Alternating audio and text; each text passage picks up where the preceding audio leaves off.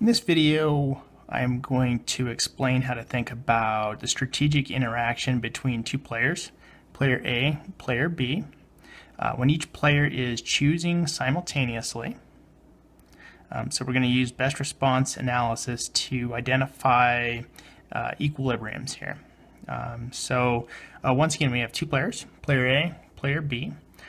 Player A's payoffs are going to be on the left. They're going to be in the left element here. And player B's payoffs are going to be on the right. So for example, if player A chooses A2 and player B chooses B1, player A's payoff is going to be 2. Player B's payoff is going to be 1. So that's how we read the payoff matrix in terms of knowing what the payoff to each player is associated with whatever strategy player A chooses and player B chooses. Okay, so let's use best response analysis. So we're going to evaluate the problem from both perspectives, player A's perspective and player B's perspective. Okay, so the analysis is just how it sounds, best response. So if I'm player A, I'm thinking, well, if player B chooses B1, what should I do? If I choose A1, I get a payoff of 4. If I choose A2, I get a payoff of 2. So if I'm player A, I'm going to choose A1 if player B chooses B1. Okay, well, what about if player B chooses B2? Should I choose A1 and get a payoff of 1 or A2 to get a payoff of 0? Once again, I'm going to choose A1 if player B chooses B2. So no matter what player B does, it's always best for player A to choose A1. So player A's dominant strategy is A1. So no matter what player B does, it's always best for player A to choose A1. Okay, let's hop over into B's shoes now. So if I'm player B, I'm thinking, well, if player A chooses A1, should I choose B1 and get a payoff of 2 or B2 and get a payoff of 1? Well, I'm always going to choose B1 if A chooses A1. If A chooses A2, then is it better for me, if I'm player B, to choose B1 or B2? Well, once again, it's going to be better for me to choose B1 if player A chooses A2.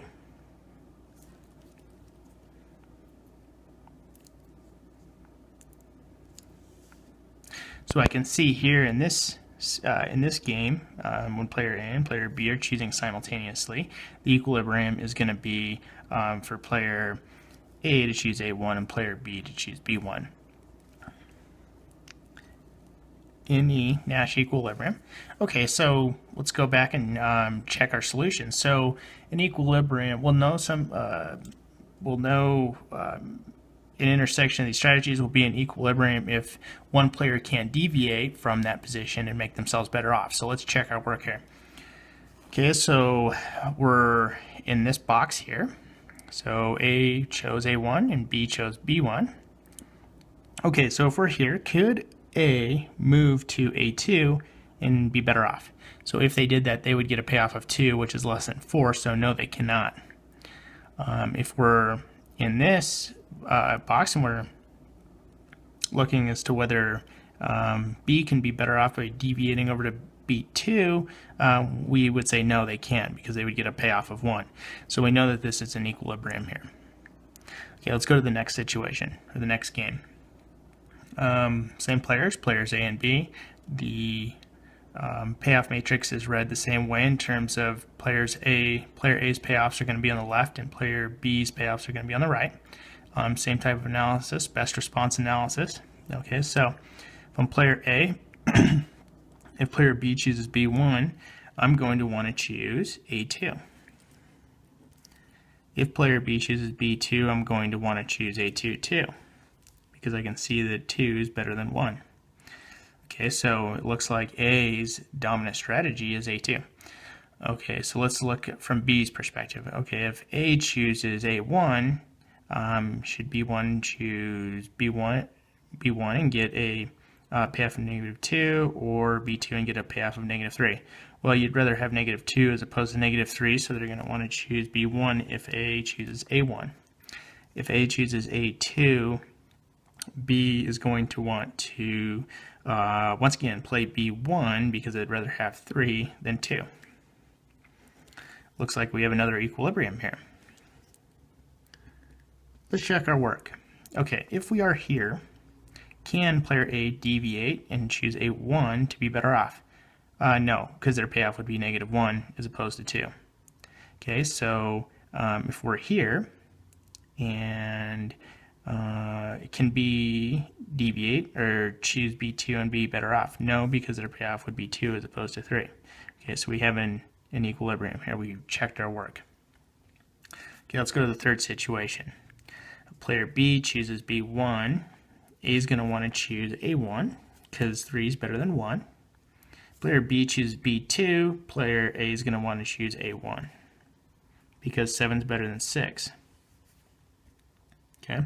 From player B's perspective, if A chooses A1, player B is going to want to choose B1 because 3 is bigger than 2.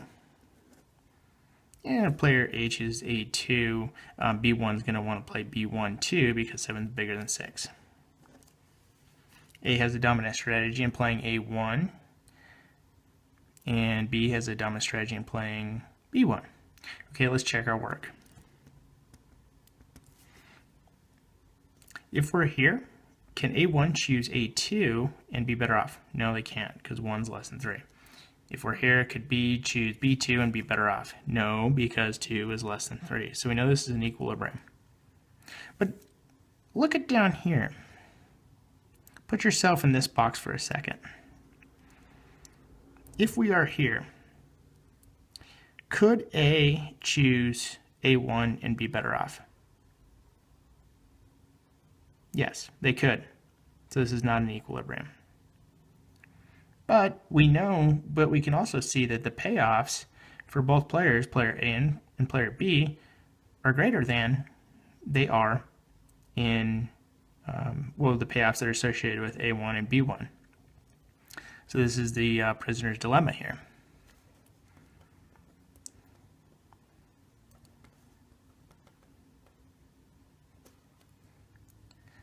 Okay, that's it.